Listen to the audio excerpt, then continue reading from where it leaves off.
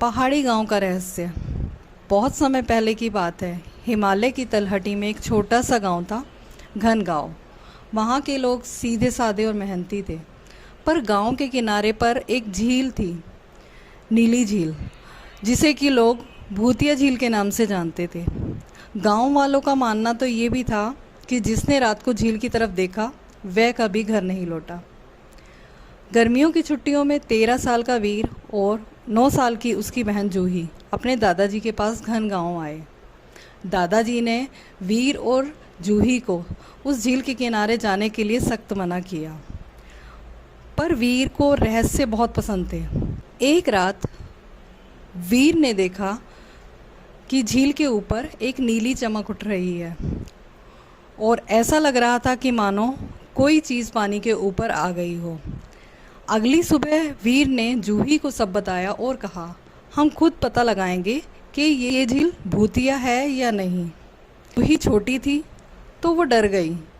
वीर ने उसका हाथ थामा। छुपते छुपते दोनों झील के किनारे पहुँचे और वहाँ उन्हें एक पुराना नक्शा, जो कि गीला हुआ था, रेत में दबा हुआ था। उस पर एक गुफा की आकृति बनी हुई थी और नीचे लिखा था, सच को जानने की हिम्मत है तो आगे बढ़ो। वीर और जूही ने नक्शे को गौर से देखा और उन्हें झील के पीछे पहाड़ियों में एक रास्ता दिखाई दिया।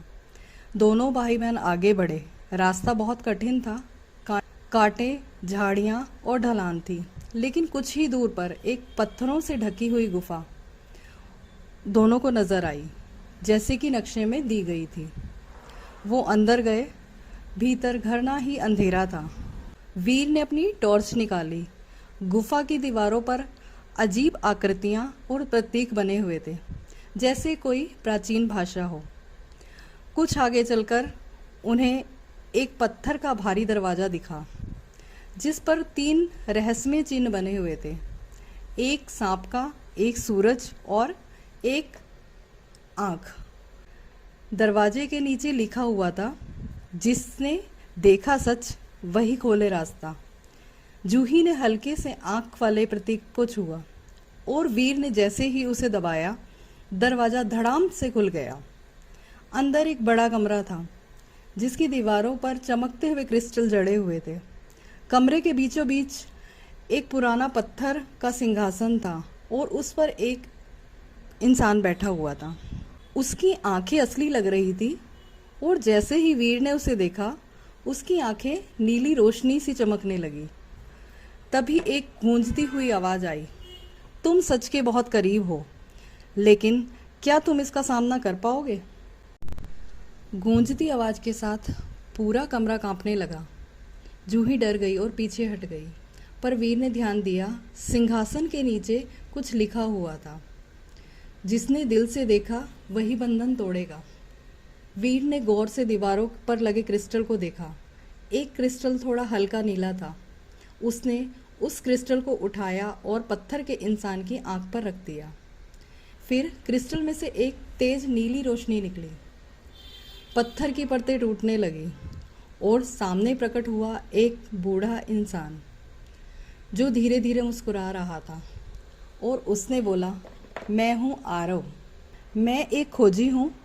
मैंने भी सच को जानना चाहा, लेकिन मेरी लालच ने मुझे श्रापित कर दिया। मैंने झील के नीचे छुपे हुए ज्ञान का स्रोत को पाना चाहा, लेकिन बिना इजाज़त के, और मैं पत्थर का बन गया।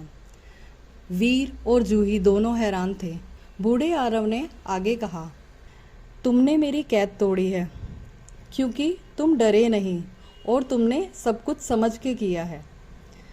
अब समय है कि झील अपने असली रूप में दुनिया को दिखाई दे। जैसे ही आरव ने अपने हाथ फैलाए, गुफा की दीवारें धीरे धीरे गायब होने लगी। चारों ओर नीली रोशनी फैल गई। वीर और जूही ने खुद को झील के किनारे पाया, लेकिन अब झील बदल चुकी थी। पानी शांत था और उसमें एक नीली लहर निकलकर हवा में उड़ गई, जैसे कि कोई आत्मा आज़ाद हो गई हो। आरव मुस्कुराया। ये झील दरअसल एक जीवित आत्मा थी, जो कि समय समय पर सच को खोजने वालों की परीक्षा में डालती है। अब उनकी परीक्षा पूरी हो चुकी है।